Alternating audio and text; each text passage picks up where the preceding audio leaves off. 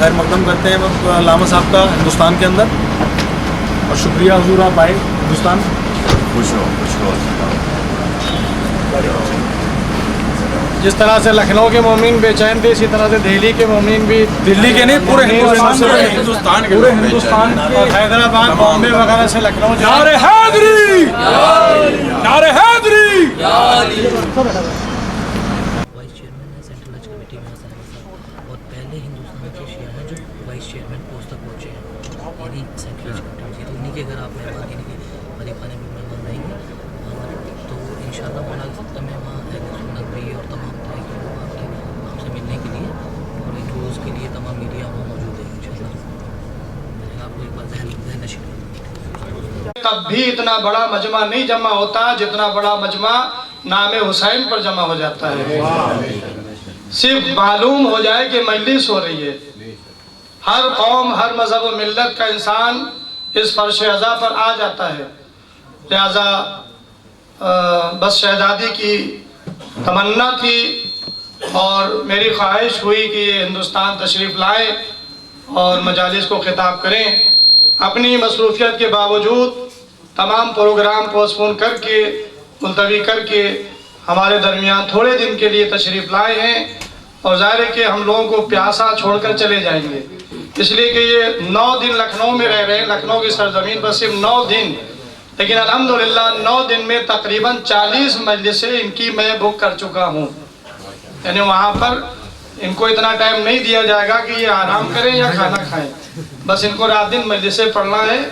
और अल्हम्दुलिल्लाह मैं इनके बारे में क्या बताऊँ, इसलिए कि आप हजरात खुद वाकिफ़ हैं, क्योंकि मैं हूँ पब्लिशर अब्बास बुक एजेंसी का और मौला का खादिम हूँ। इनकी 48 किताबें इस वक्त मार्केट में आ चुकी हैं, और ऐसे ऐसे टॉपिक की किताबें हैं कि जो इससे पहले मार्केट में नहीं आई। जनाबे कासिम बिन हसन 500 सफ़े की किताब, जुलजना जुल्फ़िकार, सवाने फातिमा ज़हरा के ऊपर मैंने किताबें देखी उर्दू ज़बान में, लेकिन इनके कलम से लिखी हुई किताब 1040 सफ़हात पर बड़े साइज़ में छप चुकी है, जो इन्होंने पाकिस्तान में तो बड़े एहतमाम से छापी थी, आर्ट पेपर और 4 कलर की। हम उस अंदाज के तो नहीं छाप पाए इसलिए कि गरा हो जाती, लेकिन इस वक्त तकरीबन 48 किताबें इनकी अवेलेबल हैं। और अल्हम्दुलिल्लाह ज़ाकरी का अंदाज जो है वो आप लोग वाकिफ़ है। इस वक्त इंटरनेट जो है वो आप लोगों को जोड़े हुए है। अभी लखनऊ जा कर के जो ये मजलिसें पढ़ेंगे वो इंशाअल्लाह इंटरनेट पे लाइव दिखाई जाएंगी। अल्लामा ज़मीर अख्तर www.allamazamirakhtar.com पे आप हजरात इनकी मजलिसों को सुन सकते हैं। इंशाअल्लाह दरगाह हज़रत अब्बास अलैहिस्सलाम में ये खमसा मजालिस को खिताब कर रहे हैं। उसका उन्वान मैंने इनको दिया है इंसानियत पर करबला के असरात। इंसानियत पर करबला के असरात पर ये 5 मजलिसें खिताब करेंगे। और छोटा इमाम बाड़ा जो हुसैनाबाद लखनऊ में है मशहूर, उसमें इनका पहले दिन का उन्वान रहेगा शान अवध की खिदमत, शान अवध। उसके बाद इनका मौजू है अली अलैहिस्सलाम, नमाज और मोमिन। इंशाअल्लाह आप इस टॉपिक पर भी इनकी मजलिसों को इंटरनेट पर देख सकते हैं। और बहरहाल आपकी खिदमत में हाजिर हैं, और मैं गुजारिश करूँगा कि मिंबर पर तशरीफ़ लाएँ और सामीईन को महसूस फरमाएँ। नारे सलावत।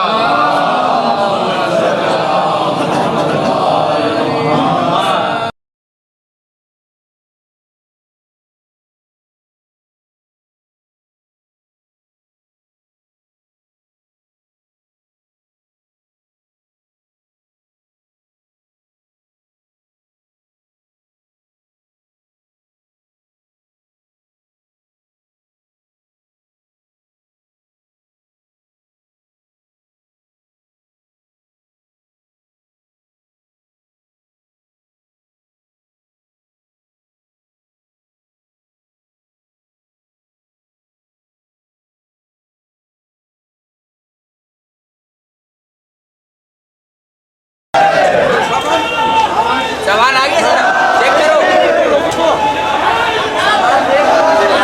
भाई सब हो गया।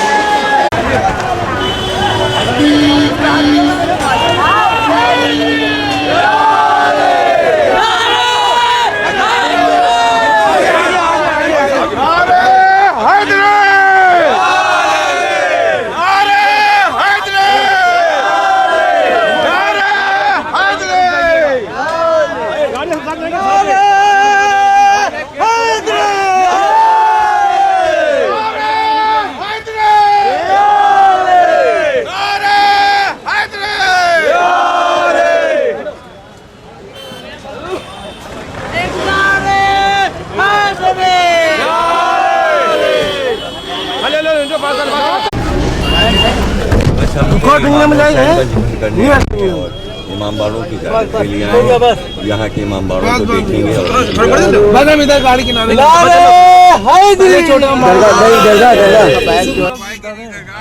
गाड़ियाँ और हैं पीछे है, गाड़ियाँ बहुत है, गाड़ियाँ बहुत छोटे माम बाड़े गाड़ियाँ खड़ी कर रहे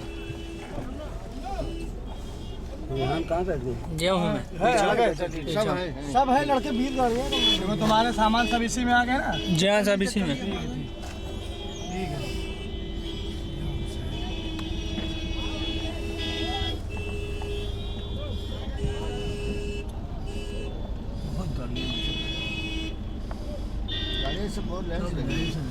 हम आगे जाएंगे।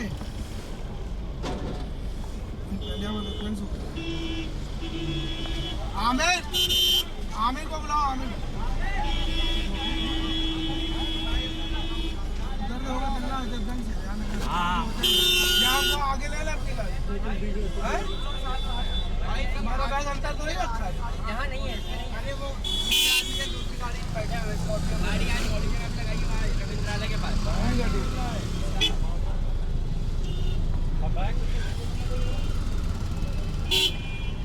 देख रेहान जी आगे यहाँ लगा रहे। और भी यहाँ है। अच्छा मैंने कहा मुझे कौन का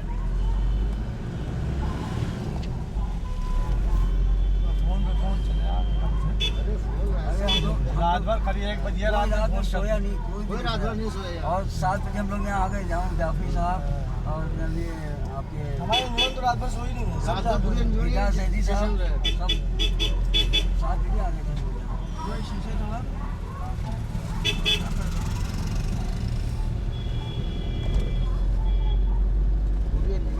रात भर सब हम लोग सब जाते हैं। पूरा शहर आपका इंतजार कर रहा है। पूरा शहर 80% आदमी वापस गया। 80% छोटा हम बाड़े 80% का मतलब 20-25 हज़ार आदमी वापस लौटेगा।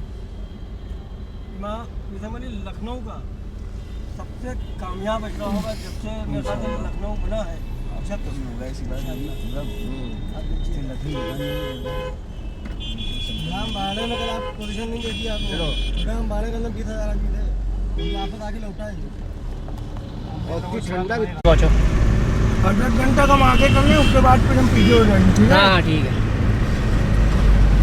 10 घंटा हम आगे कर लें, फिर उसके बाद हम पीछे हो जाएंगे। ठीक है?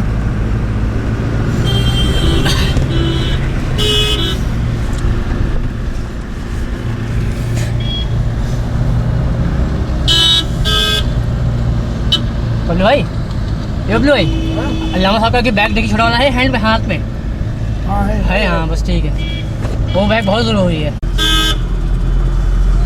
हाँ गई थी, दूसरा ले गए हमने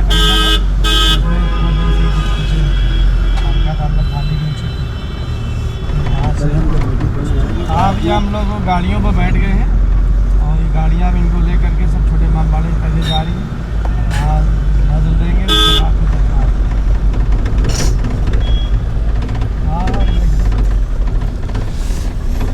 हाँ ठीक है। ज़्यादा तो अभी लाए नहीं।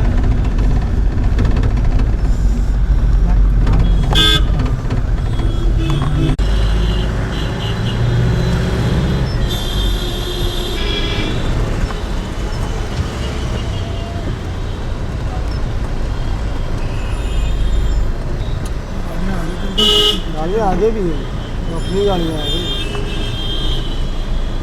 आगे निकल गई।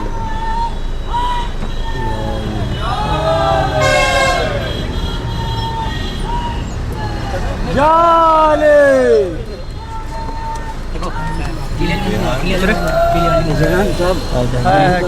जी जी मैं जी जी भी बना रहा है। इनका कैमरा चालू हो गया हमारा। हाँ वो तो स्टेशन से ही चल रहा है। कैमरा सारा बनाया अभी यूट्यूब पे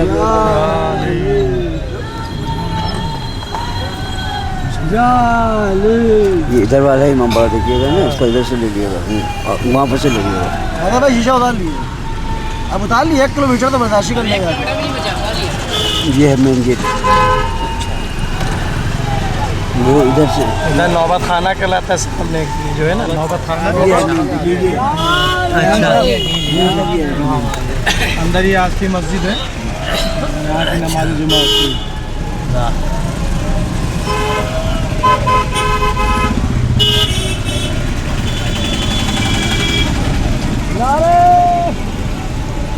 चलो यार, ये है मुझे पीछे बोलो, पीछे अब बोलो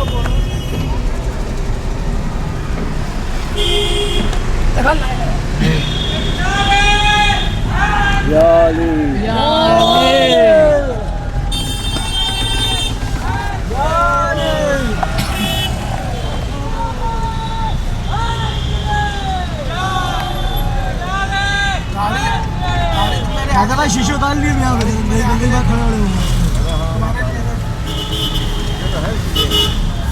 वो देखने चक्कर में पब्लिक बहुत परेशान है। बबलू भाई, अल्लामा साहब ताली रईस मंजिल की तरफ शीशा उतार के हाथ दिखा दें बस खाली। जब शीशा आगे शीशा उतार दिया आगे।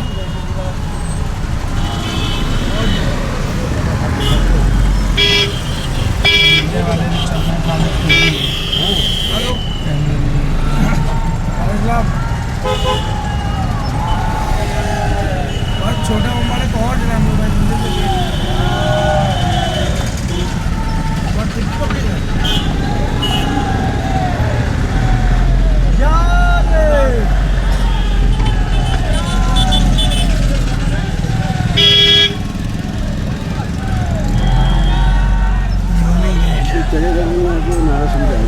वो घर लगा, हम लोग का गेट लगा दिया वो। आ गया गेट, अल्लामा साहब का होल्डिंग लगी हुई है उनका घर का।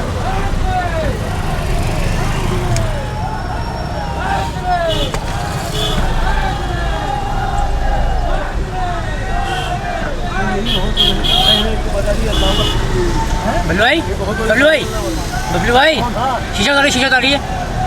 अल्लामा साहब से हाथ दिखा दिएगा। अभी क्रॉस तो करने दो। हाँ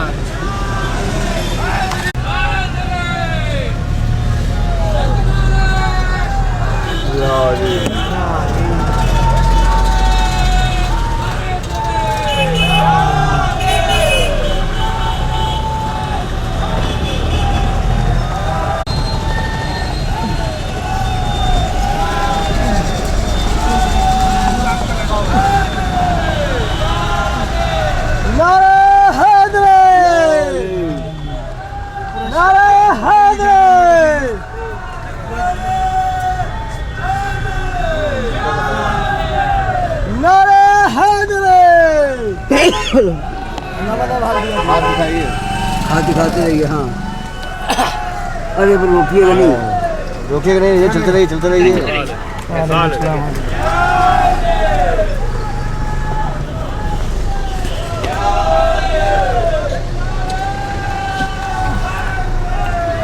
हाथ दिखाइए जरा, हाथ दिखाइए, शियावादी हाथ दिखाइए। बस रोकिए नहीं, बस चलते रहिए, चलते रहिए।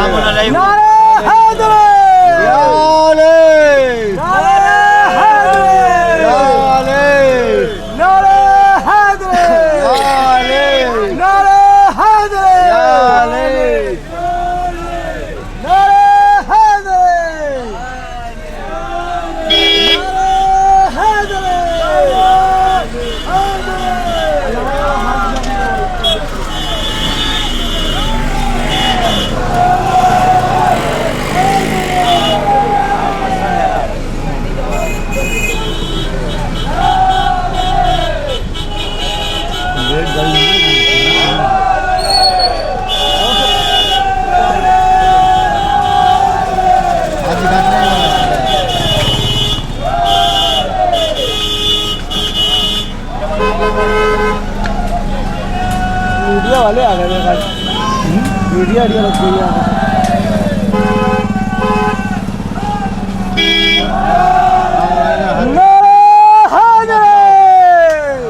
हाथ दिखा दीजिए, हाथ दिखा रहे।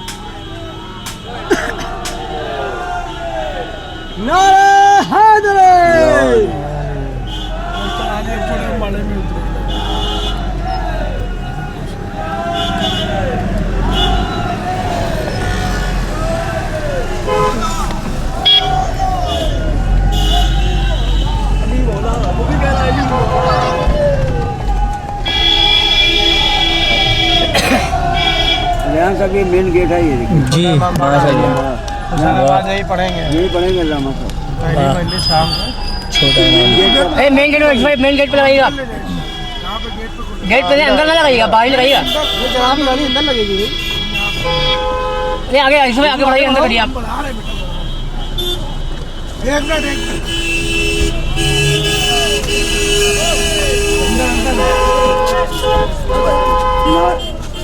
जब अब नारे लगाओ, नारे लगाओ, किसी के जिम्मे लगा देना। तो भाई गेट खोल दिए बहुत तेज।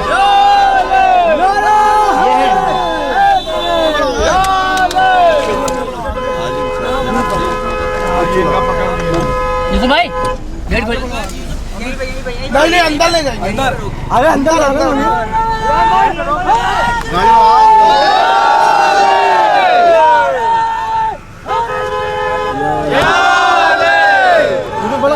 गाड़ी बड़ा गई, घेरा बड़ा गाड़ियाँ सब लेके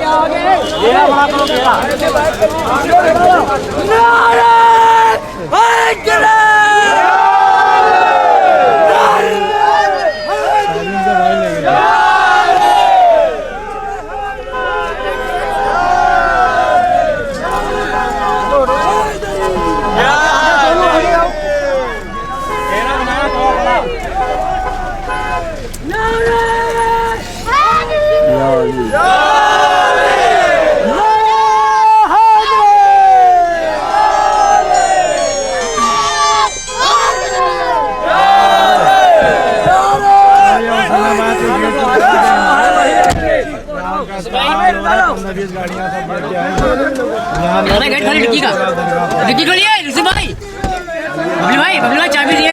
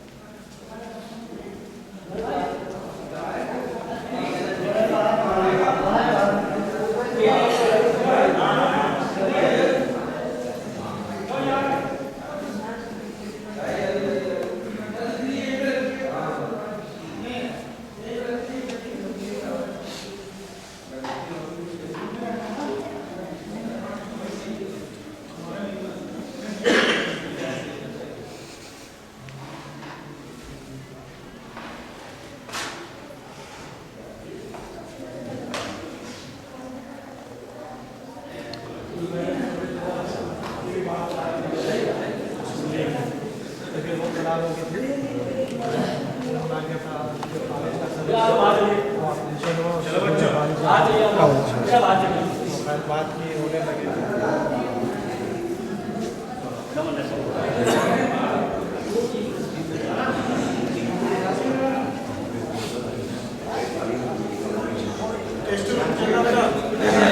जी बादशाह ने ये बनवाया उसकी कब्र। अच्छा वाह बादशाह मोहम्मद अली शाह। मोहम्मद अली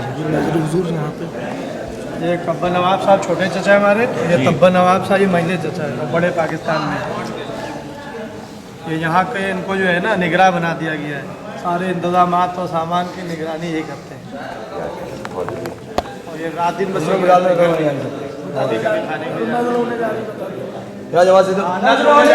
होने जा रही है।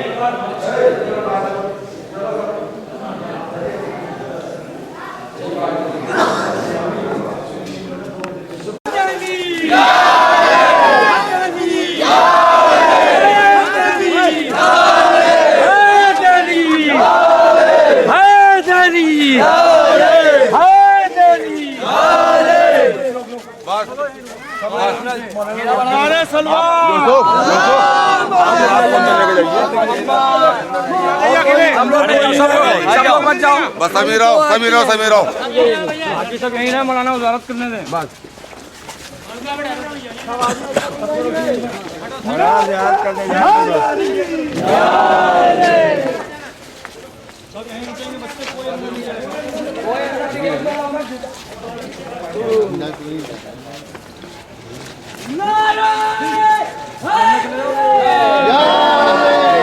अंदर के भी रहन सब जो है ना ये अभी सब बना हाँ बना लिए।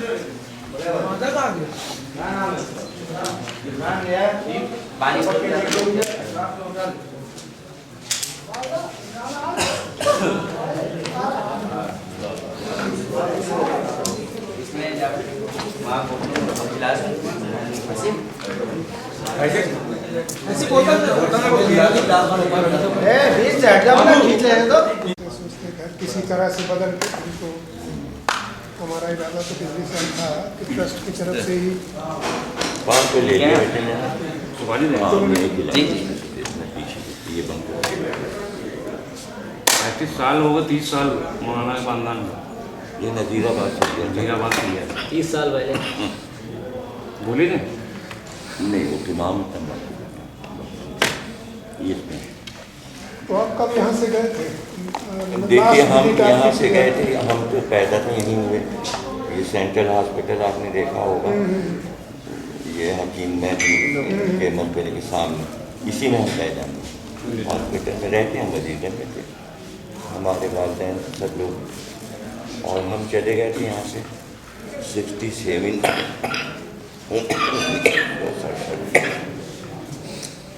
दिसंबर 1967। फिर दोबारा हम आए 76 में, वो भी दिसंबर जनवरी का मुहर्रम करने आए 10 साल के। फिर आते रहे 4-4, 5-5 साल के बाद। ये 7वां चक्कर है। आखिरी बार 5 में आए 2005 हैदर नवाब साहब के घर पे। तो तब संयोग से मुझे नहीं जानकारी पड़ी, तो 2005 में मैं जिले में नहीं था। अच्छा, मैं यहाँ बॉम्बे से लेकर के और 2001 तक तो रहा जिले में। फिर उसके बाद मेरा ट्रांसफ़र हो गया था, तो मैं डॉक्टरेट में दे दिया। मैं उस दफ़ा आया था, गवर्नमेंट का इदारा है गालिब इंस्टीट्यूट, वो गवर्नमेंट का है। वो गवर्नमेंट के दावतनामे पे कॉन्फ्रेंस में आए थे दिल्ली, फिर लखनऊ। वो वीज़ा बहुत अच्छा हमें मिला था, उसमें पूरा हिंदुस्तान घूमने का वीज़ा मिला। हम बम्बई भी गए और इलाहाबाद भी गए, रायबरेली गए। अब की तो सिर्फ लास्ट ईयर से धन्यवाद मिलकर इमाम हैदर साहब ने ही बल्कि आपका नाम सजेस्ट किया। कोशिश में थे, मैं तो ट्रस्ट की तरफ से कराना चाह रहा था, लेकिन कुछ चीज़ें अपना राजनीति हो गई। इसमें कुछ नहीं, बहुत खुशी हुई आपसे मिलकर। आप आए, क्योंकि मेरी खुद की प्रेरणा थी तो बहुत अच्छा लगा। इस बार वो थोड़ा सा दूसरे तरीके से हाँ, वो आपका कागज हमें मिला, फिर उसी को हमने वो किया, उसी कागज का वहाँ भी 1-2 मिनिस्टरों ने वहाँ भी फ़ोन किया, इधर से भी 2 मिनिस्टरों ने फ़ोन किया। तो तरह जाके पूरी आपसे कल के सादिक साहब की भी बात हुई हाँ, बात थी हुई शायद। थी। हाँ हमें बाहर से बाहर से हमारे पास ही के पहले थे। फिर हमने थोड़ा सा अपने चैनल में एक्सप्लोर वगैरह भी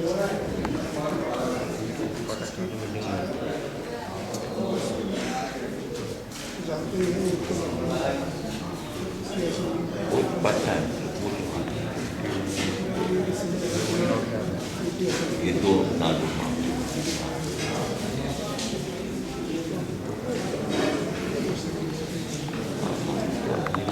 81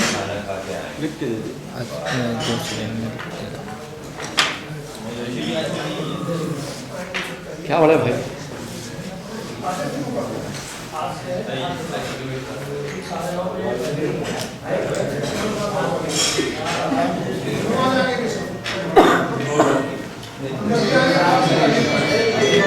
पाकिस्तान की सियासी माहौल ख़राब कर रहे हैं आवाम से दूसरे की मोहब्बत पाने के लिए ऐसा कोई पैगाम वगैरह भी आपके मौजूद में शामिल होगा? नहीं, हमारा तो देखिए पैगाम शुरू से ये रहा है।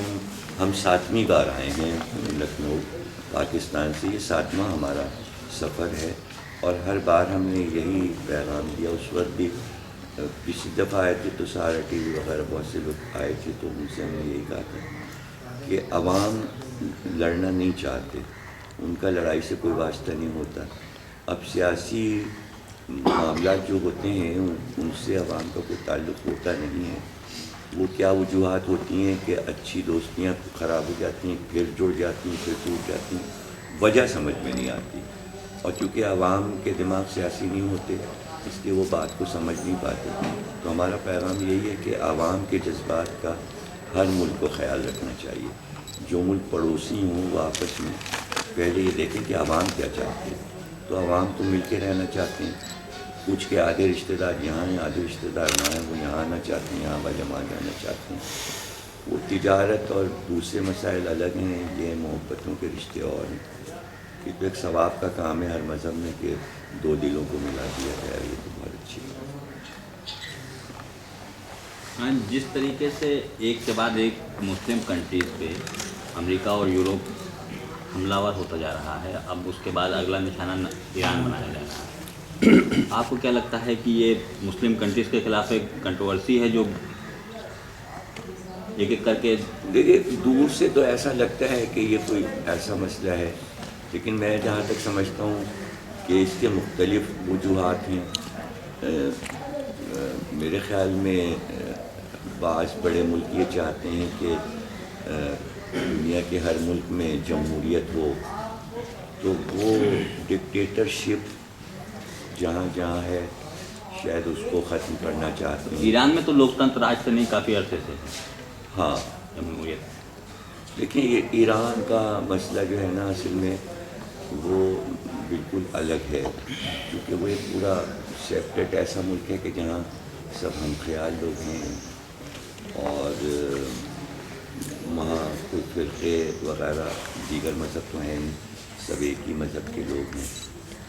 तो उनके अपने पुराने मसाइल चले आ रहे हैं बाज़ मुल्कों से। तो अब वो मुतालबात एक दूसरे से जो सुपर ताकतें कर रही हैं, तो मैं तो उसकी मिसाल सिर्फ ये देता हूँ कि सबसे अच्छी मिसाल हिंदुस्तान की है। और ये बात मैंने अमेरिका की भी एक तकरीर में कही थी कि दुनिया के तमाम मुल्कों को जो हिंदुस्तानी सियासत है उसको अपनाना चाहिए, इसलिए कि हिंदुस्तान की सियासत में बहुत से फ़िरक़े यहाँ आबाद हैं, बहुत सी कौमें आबाद हैं, लेकिन जब से हिंदुस्तान आज़ाद हुआ अंग्रेज़ों के जाने के बाद से यहाँ के जो पुराने लीडर्स थे उन्होंने बड़ी समझदारी के साथ सारे दिलों को मिलाया और एक दूसरे की तहज़ीब और सकाफ़त का ख्याल रखा। ये चीज़ हिंदुस्तान की बहुत काबिल तारीफ़ है। अगर ये बात हमारा मुल्क पाकिस्तान सीख लेता तो शायद हमारा मुल्क परेशानी में ना पड़ता जो परेशानियाँ वो उठा रहा है। हिंदुस्तान से पाकिस्तान ने अच्छी सियासत नहीं सीखी, इसका हमें अफसोस है और हम पाकिस्तान में ये बात कहते रहते हैं कि हिंदुस्तान को अपना आइडियल बनाना चाहिए मुल्कों को। और देखिए ना कि अमेरिका से हिंदुस्तान की पहले दोस्ती नहीं थी, लेकिन मजबूर हो गया अमेरिका हिंदुस्तान से दोस्ती करने पर सिर्फ इसके इन्हीं ख़यालात की वजह से और यहाँ के अमन की वजह से आखिर ये हुआ कि अमेरिका को खुद आना पड़ा यहाँ, और यहाँ के कल्चर और तहजीब को अमेरिका ने समझा। तो अगर वो यहाँ के सोच और फिक्र को भी समझ ले तो मैं समझता हूँ कि काफ़ी अमन हो सकता है, अगर सुपर ताकत ये बात समझता हूँ।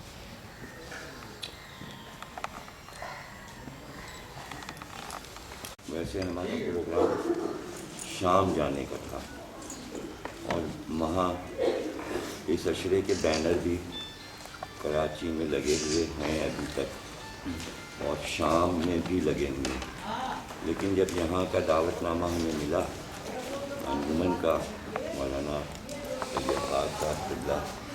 तशरीफ ले गए कराची, तो दावतनामा अंजुमन की तरफ से लाए, तो फिर मैंने ये फैसला किया कि महबूबा को ज़्यादा कर आया हूँ मैं शाम, ये एक मौका मिल रहा है हमको कि हम हिंदुस्तान के आएँ और अपने वतन और सबसे तहजीब का खूबसूरत शहर लखनऊ, जहाँ पैदा भी हुए रहे पले बढ़े, उसको एक बार हम देखें जाके। फिर देखिए बहुत दिल चाहता है कि हम बार बार लखनऊ को देखें, यहाँ के इमामबाड़े देखें, यहाँ के लोगों से मिलें।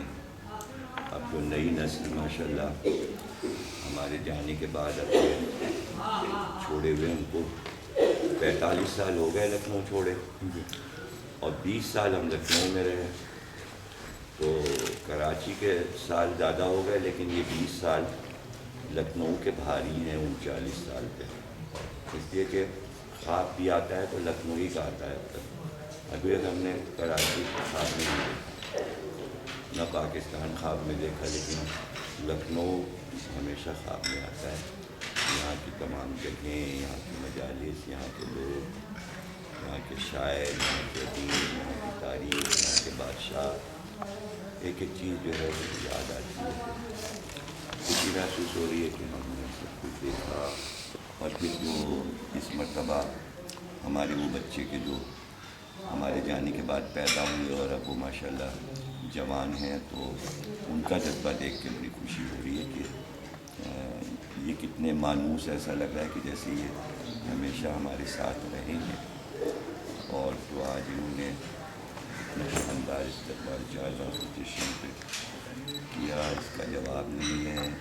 इनकी मोहब्बतें और ये सब मरकज़ जो है असल में इमाम हुसैन की मोहब्बत है, और इमाम हुसैन की मोहब्बत जो है वो दिलों को मिला देती है।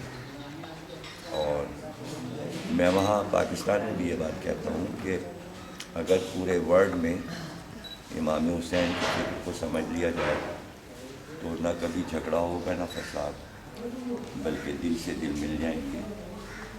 तो एक इमाम हुसैन का चाहने वाला जब दूसरे से मिलता है तो उससे मोहब्बत हो जाती है।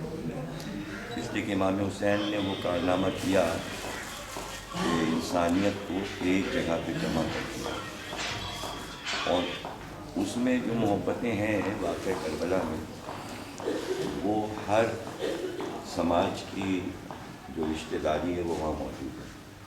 भाई बहन, भाई भाई भाई, बेटा बाप, बेटी बाप माँ बेटा, यही रिश्ते हैं जिन पे हमारा समाज कायम है, और उसका सबसे बड़ा सबक हमें वाक़या करबला से मिलता है। और हिंदुस्तान इसलिए काबिल तारीफ़ है कि पूरी दुनिया में इमाम हुसैन की अज़ादारी होती है, लेकिन जैसी अज़ादारी हिंदुस्तान के सूबों और शहरों में होती है वो यादगार है। और वो इसलिए अहम है कि हर कौम जो भी हिंदुस्तान में आबाद है, हर सूबे का आदमी, हर शहर का आदमी, हर देहात का आदमी इमाम हुसैन की याद को अक़ीदत से मनाता है। ये मिसाल पूरी दुनिया में कहीं नहीं मिलती, किसी मुल्क के पास नहीं। और जो मशहूर BBC का जो नुमाइंदा मार्क टेली मशहूर है BBC का, वो लखनऊ का मुहर्रम करने आया था, तो उसने यहाँ से जाके एक किताब लिखी लखनऊ की अज़ादारी पर। तो उसमें उसने लिखा है कि काश के पूरी दुनिया में लखनऊ और हिंदुस्तान जैसी आज़ादारी राइज हो जाए तो तमाम कौमें आपस में मिल जाएंगी। ये माशेली ने लिखा है और उसकी बात हमें बहुत पसंद आई कि हर कौम इमाम हुसैन से हकीकत रखती है और वही जज्बा हमको यहाँ लाया है। बड़ी खुशी है, उनको बहुत अच्छा लग रहा है और शुक्रगुजार हैं अपने मेज़बानों के भी और हमारे जो DM साहब ओम प्रकाश पाठक साहब, पहले भी उनका एक दावतनामा आया था, अब ये दूसरा दावतनामा उनका पहुंचा और उन्हीं के दावतनामे पे आ गए। लेकिन हम यहाँ मेहमान नहीं हैं, हमको मेहमान न समझा जाए, इसलिए कि हम यहीं के हैं और हम मेहमान बन के नहीं आए हैं, आपके दोस्त बन के आए हैं। और ये दोस्ती खुदा करे इसी तरह कायम रहे और आना जाना होता रहे, ताकि इन दोस्तियों के ज़रिए हम दूसरों को ये बताएं कि आपस में लड़ना जो है, सरहदों की लड़ाई, वो मायूब है और बुरी चीज़ है। और वो इसी तरह हो सकता है कि आवाम के दिल अगर मिले रहें तो बड़े लोग भी ये सोचेंगे कि कोई बात हो भी लड़ाई की तो उसको टाल दिया जाए और दोनों मुल्कों को आपस में एक दूसरे को आने जाने की इजाज़त देना चाहिए। लड़ाई तो जाहिर है कि सियासी होती और ये मोहब्बतें, इसमें सियासत होती नहीं, मोहब्बत में सियासत नहीं, मोहब्बत एक खालिस चीज़ है। और जो भी आप सवाल करना चाहें। मीर अनीस पे आपने बहुत काम किया है जी, तो आप क्या पाते हैं? देखिए, मीर अनीस ने जो हमने अभी आपके सामने बोला है, यही बात मीर अनीस ने सिखाई थी यहाँ रहकर कि उनका कलाम सुनने के लिए उनकी मजलिस में तमाम सुन्नी शिया सब होते थे और तमाम हिंदू होते थे और बड़े बड़े हिंदू शायर जो गुजरे हैं वो सब उनसे अक़ीदत रखते थे, इसलिए कि उनकी जो सोच थी वो सबको पसंद थी और उनका कलाम आज भी मौजूद है। उसे आप जब पढ़ें तो आपको अंदाज़ा होगा कि आपको इस पर इतनी हैरत नहीं होनी चाहिए कि जैसे मीर अनीस ने हज़रत अली अकबर की रुख़सत दिखाई है अपनी वालिदा गिरामी जनाब उम्मे लैला से, तो जब चकबस्त में, जो कि यहाँ के फैज़ाबाद के थे और लखनऊ में रहे, बहुत मशहूर शायर हैं वो उर्दू के चकबस्त, जो मज़हबन हिंदू थे, तो उन्होंने रामायण को जब नज़्म किया और जब उन्होंने ये मंज़र दिखाया कि राम जी अपनी माँ से जुदा हो रहे हैं और वनवास पे जा रहे हैं, तो उन्होंने मीर अनीस का लहजा इख्तियार किया और मुसद्दस में वो रुख़सत लिखी, बेटे की माँ से रुख़सत, दोनों को पढ़ें तो लगता है एक ही तरह की रुख़सत है। ये मीर अनीस ने सिखाया हमारे को कि सारे अदब एक हो गए, जो यहाँ के मकामी भी पुराने अदब थे वो और उर्दू अदब सब एक हो गए। ये है मीर अनीस का कारनामा। और मीर अनीस एक ऐसे शायर हैं कि देखिए, लखनऊ जो यूरोप और अमेरिका में मशहूर है, लखनऊ वो मीर अनीस की वजह से है। और उसकी मिसाल लंदन यूनिवर्सिटी में जो शोबा है उर्दू का, उसके प्रोफेसर डॉक्टर डेविड मैथ्यूज़, जो उर्दू के माहिर हैं और कई ज़बानें जानते हैं, नेपाली ज़बान, पाली ज़बान, हिंदी ज़बान, संस्कृत ज़बान, तो उन्होंने मीर अनीस का अंग्रेज़ी में तर्जुमा किया PhD।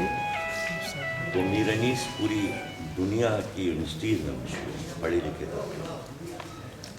ज़रूरी है कि आवाम भी जो दूसरे मुल्कों में हैं उनसे भी तारुफ होना चाहिए। अभी तो बड़े तबकों में मीर अनीस का चर्चा अमेरिका में, न्यूयॉर्क में, कोलंबिया यूनिवर्सिटी में, वर्जीनिया यूनिवर्सिटी में। और मीर अनीस के दौर में जब मीर अनीस मौजूद थे तो पेरिस यूनिवर्सिटी में एक प्रोफेसर था, उसका नाम था गारसन गितासी, फ्रेंच अदीब था। वो मीर अनीस को जानता था, फ्रांस में बैठ के वो मीर अनीस की तारीफ़ करता था जब मीर अनीस का ज़माना था उस वक्त। तो मीर अनीस की शायरी जो है वो आज हर मज़हब व मिल्लत में पसंद की जाती है। लोग उसकी तारीफ़ अब भी उसी तरह करते हैं और अभी दरगाह में जो मजलिस होगी उसमें मैं मीर अनीस का ही मरसिया पहली मजलिस में हज़रत अब्बास के हाल का पेश करूँगा। चूँकि वो मजलिस हज़रत नवाब जाफरी साहब की तरफ से दबिस्तान मरसिया खानी थी, तो उन्होंने बहुत काम मरसिया पे किया है, तो उनकी मोहब्बत की वजह से मैं ये मरसिया भी पेश करूँगा दरगाह में।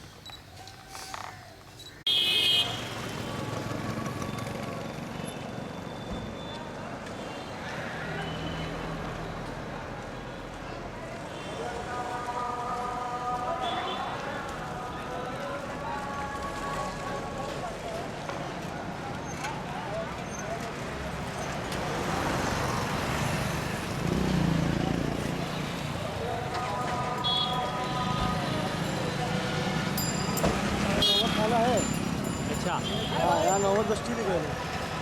वाह, वो सब ठंडा है। 4 फैन उसके बाद पीछे वाला बना हुआ है। अच्छा ठंडे वाली पोजीशन। अच्छा, और होर्डिंग कहाँ लगी है? होल्डिंग्स आगे लगी है, एक वो लगी हुई है। इधर लगी हुई है और कहीं? हाँ, ये लगी, इधर ही राउंड करिए आप, नहीं करते ऐसे ही राउंड पड़ी राउंड करिए।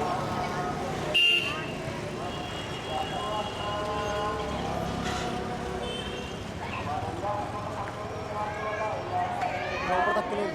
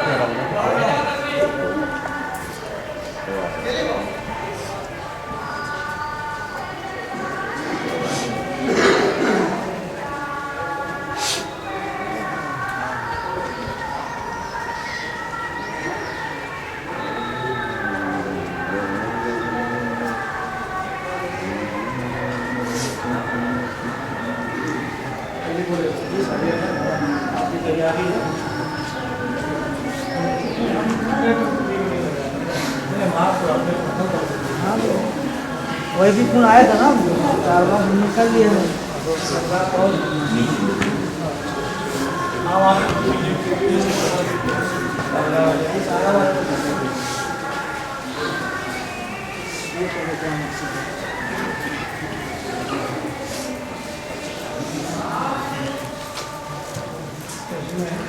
चार बजे से सफाई मंदिर से 4 बजे से थोड़ा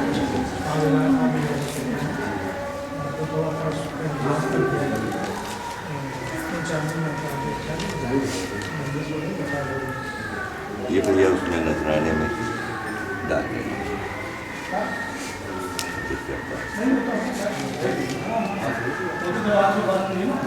अभी हमने कर दिया 12 मिनट करते हैं, मशीन और